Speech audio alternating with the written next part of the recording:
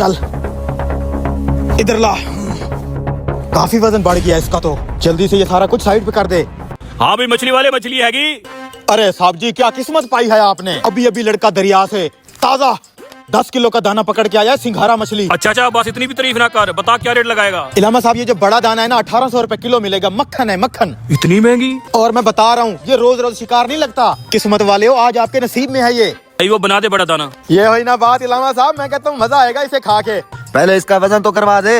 अरे क्या बेतबारी है सर जी, 10 किलो है पूरा। हमारी तसल्ली तो करवा दे। आ जाए करवा देता हूँ।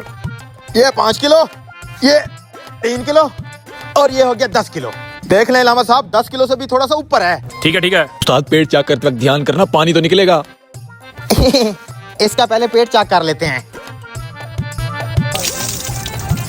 पानी? इतना पानी क्यों निकल रहा है? हाँ जी, मैं भी वही देख रहा हूँ, इतना पानी क्यों निकल रहा है। अरे यार क्या हो गया यार, मछली पानी में रहती है तो पानी तो पिएगी ना यार। क्या पहली दफा इतनी बड़ी मछली ले रही हो? छोड़ो यार, ये क्या बात है यार। अच्छा ठीक है बना। अच्छा